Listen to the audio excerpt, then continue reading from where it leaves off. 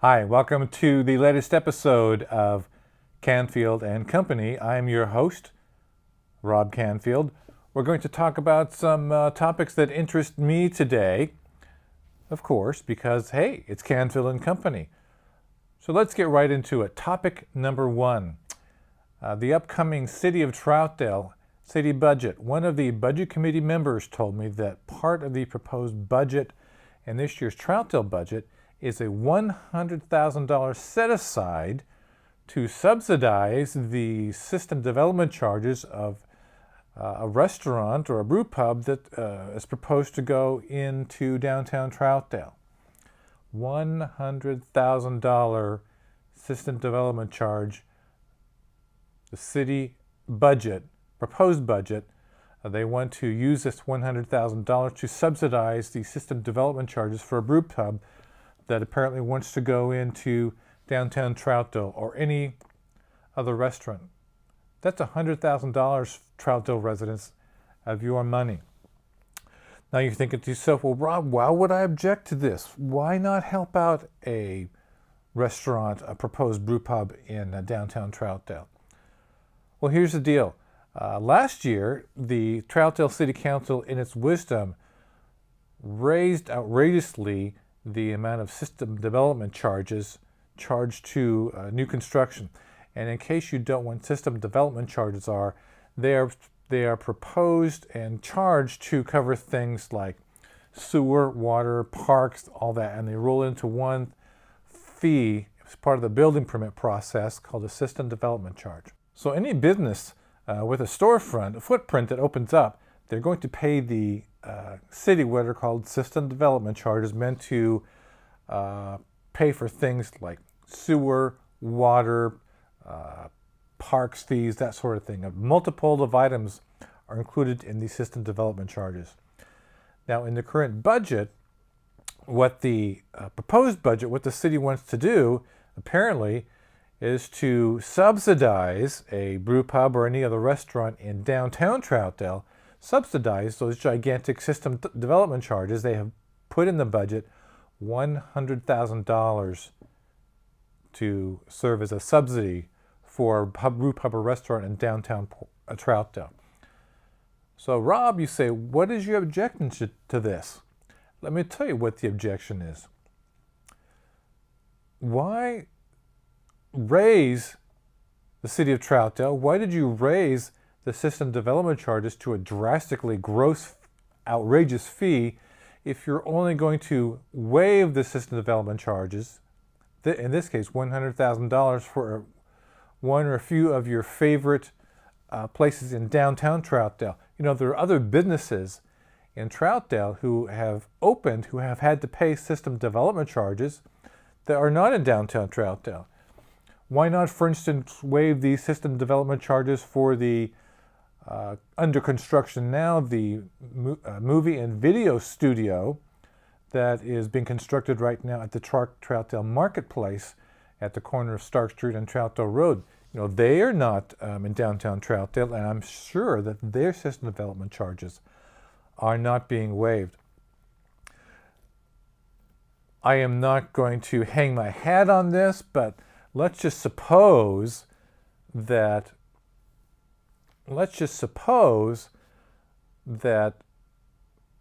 the city council and the city budget committee are going to play favorites with who has to pay the system development charges and who gets waived. Is it a matter of who is friendly with the city council? I don't know. I'm not even accusing the city council of that. I'm not even accusing the city budget committee of that.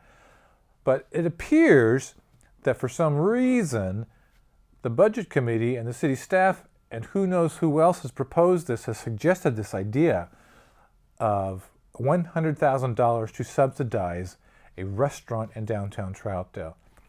I mean, I don't know how the other restaurants that opened up in Troutdale would feel about this. Did they get their system development charges waived? I would guess not. So now they had to pay through the nose for their system development charges. Now the new kid on the block, whoever that may be in downtown Troutdale, it looks like if the budget committee and the city council approves this, that whatever restaurant or brew pub that opens up in downtown Troutdale is going to get their entire system development charges waived. And the line item in a budget is for $100,000. So 3 guesses about who that's going to be. I think it's unfair. I think it is a slap in the face to all the other businesses who opened up businesses and had to pay the system development charges. The city council and the budget committee should not be picking winners and losers on who gets a free pass to pay these system development charges. And for crying out loud, if the city council didn't want the system development charges to be charged, they should not have raised them to begin with. I mean, this is the way this city operates. They give passes, they give favorable treatment to certain business while basically telling the other businesses tough luck. As an example, last year's city budget, a certain business owner on the historic Columbia River Highway asked the city to build them a parking lot in front of their business. Basically how it worked is this business owner would donate the land for the parking lot in front of his business. This is land in front of this business owner's business.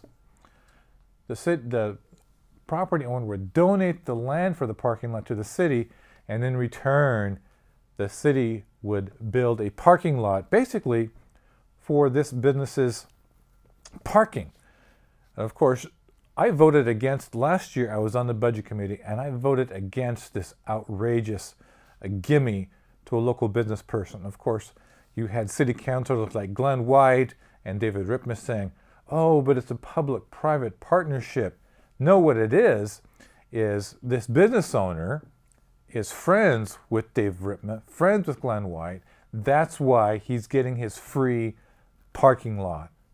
No other business gets this kind of treatment, favorable treatment.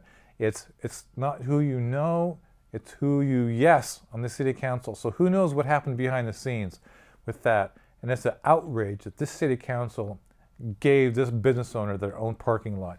And you'll see this business owner on their Facebook page taking trips to Africa, Jackson Hole, taking trips to South America, all over the place. This business charges $4,000 a day for their services. You'd think traveling all over the world and charging $4,000 a day for their services, you think they could afford to pay for their own parking lot. So there's a lot of crony deals working in this city council and this budget committee. And I'm certainly glad I voted against this outrageous gimme to a business owner last year. And I certainly would encourage the city council and its budget committee this time, don't subsidize any of these system development charges for just 1 or 2 businesses. What you should do is reduce the system development charges for all of the businesses. Well, that's the rant to begin this show. We'll be right back after this with some more topics on this episode of Canfield and Company.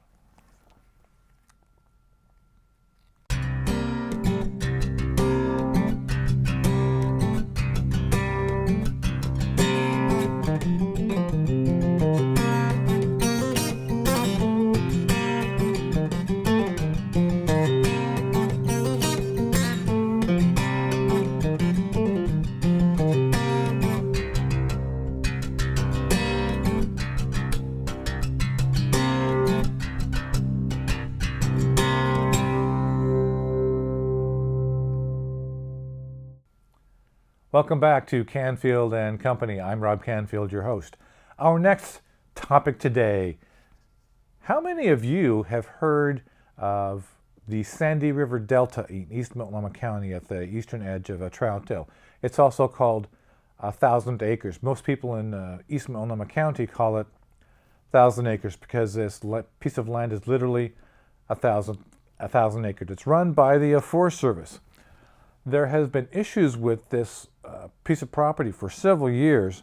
Homeless camps have invaded 1,000 acres.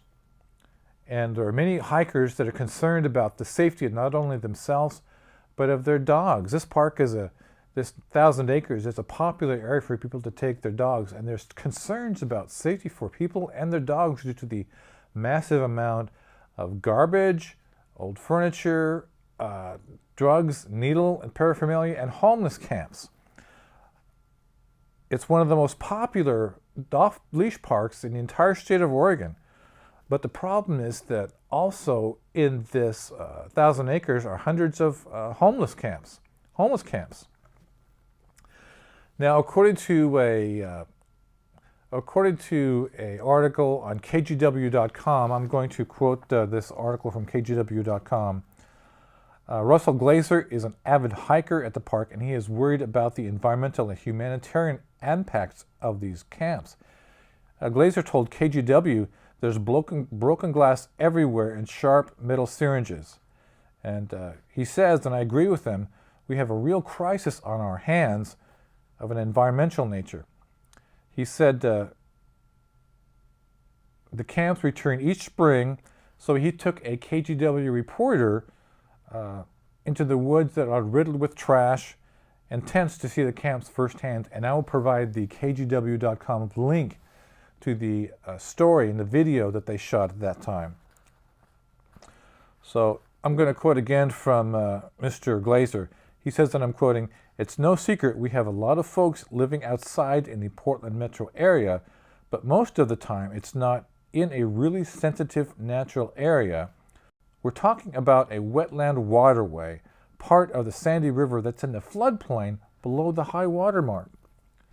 Now here's the thing, there's no camping and no fires allowed at the Sandy River Delta, aka 1,000 acres. But in the video for KGW, he showed them several burned out areas and passed by a burning campfire. He also said he saw scorched forest floor and scorched trees. What Glazer wants, and I think what I want and we all want, is for the owners of these 1,000 acres, the Forest Service, manage the camp for the well-being of everyone. I mean, you don't want your dogs to run into needles and garbage and feces and trash down there. So there's a problem, though. The problem lies, according to the KGW story, the problem lies in who is responsible for management and cleanup of 1,000 acres. The problem is, the closer you get to the banks of the Sandy River, it's where jurisdiction gets muddled up. The Oregon Department of State Lands also has jurisdiction over portions of the land the closer you get to the Sandy River. And on March 29th of this year, the Department of State Lands sent a staff member to analyze the area to find out if it's their legal responsibility or not. See, this is your government hard at work. Oh, there's a problem down there? We better find out who's responsible for it. The communications manager for the Oregon Department of State Lands, name of the person is Ali Ryan Hansen, said, and I'm quoting here, "If it is taking place on state-owned land, then we will work with our law enforcement partners to address the issue, and if not, we'll make sure that information about what's happening gets to whoever the landowner is." And according to Ryan Hansen, there are multiple potential owners because there are several pieces of property that intersect where these people are camping. And determining who is responsible is the first step, but Glazer wants to see action now.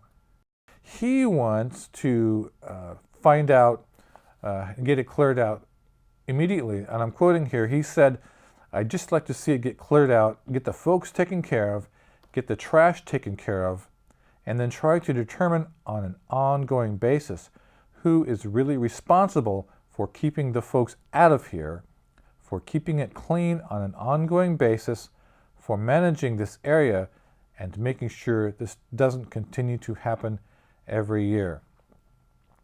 Now, according to KGW, the Sandy River Watershed Council is also aware of the issue, and the executive director of Sandy River Watershed Council says camps are in an area with many natural habitats, and he's really concerned, as I am and you should be, about the impact of waste on a really fragile ecosystem down there.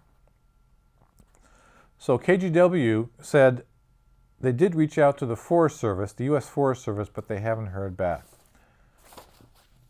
Now, before the Forest Service improved the property out there, hardly anybody went to 1,000 Acres, also known as Sandy River Delta.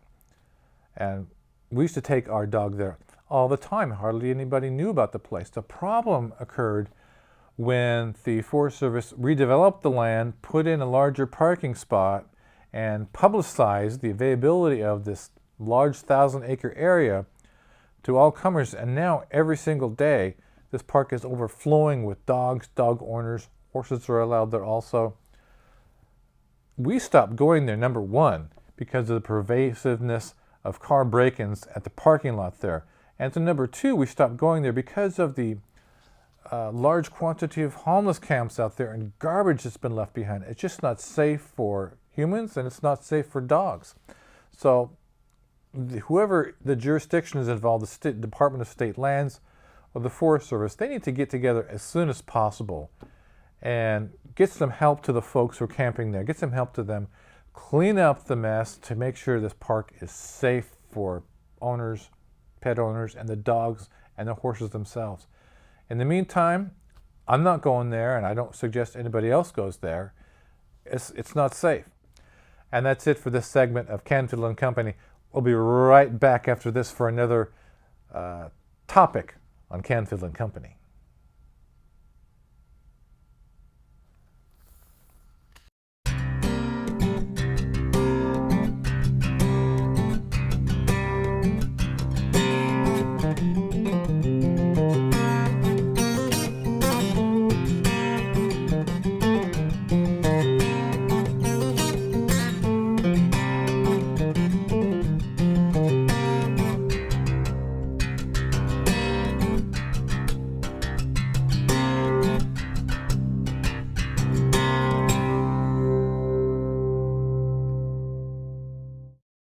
Hi, welcome back to Canfield Company. I'm your host, Rob Canfield.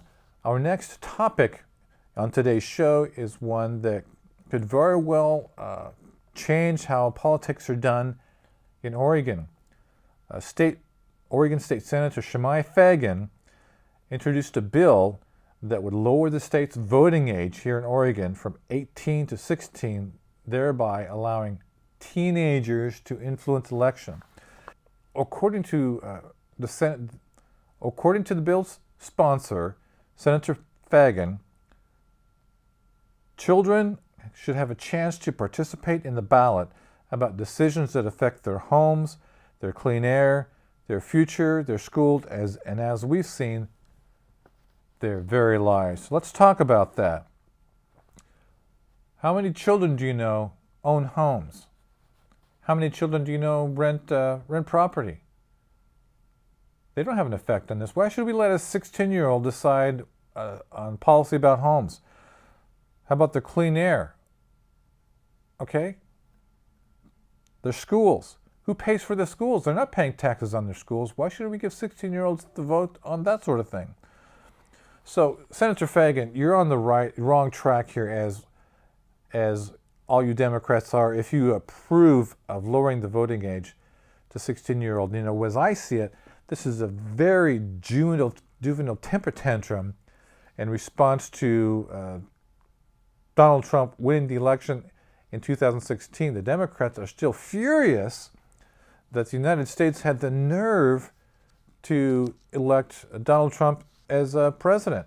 And so now they're talking about changing the Electoral College to the popular vote. They're thinking about lowering the voting age to 16. They're so desperate to find any way to win the election in 2020. Their policies, though, are ridiculous. They have nothing to go on besides this Green New Deal, which is preposterous on its face. Yeah, let's lower the voting age to 16. What a good idea. It reminds me of that movie, Idiocracy. Yeah, the movie Idiocracy. This is what it is. This is what our state has come to. This is what the nation has come to. You've got Democrats assaulting people for wearing a hat with Make America Great Again on. You have people who want to lower the voting age to 16. I mean, what's the world coming to? What's Oregon coming to? This is ridiculous. I'll be right back after this with another topic on Canfield and Company.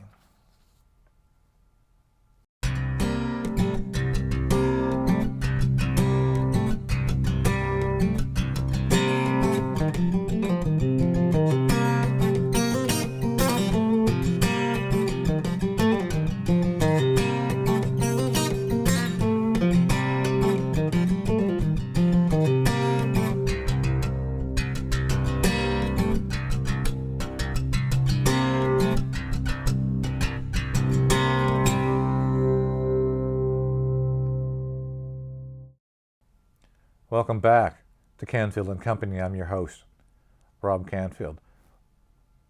We have a follow-up to the previous topic we had about lowering the voting age from 18 to 16 here in the state of Oregon, a bill that was introduced by Oregon State Representative Shemai Fagan. She wants to lower the voting age from 18 to 16 because, hey, 16-year-olds are so mature, they can make all sorts of decisions which would affect our state.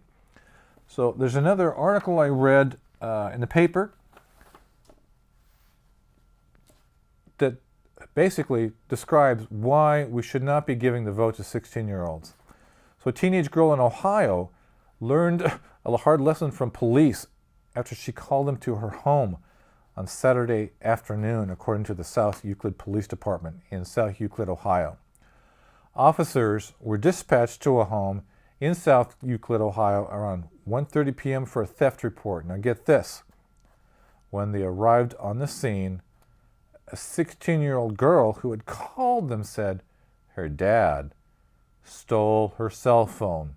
This is according to police. Her dad stole her cell phone. That's why this 16-year-old girl called the police.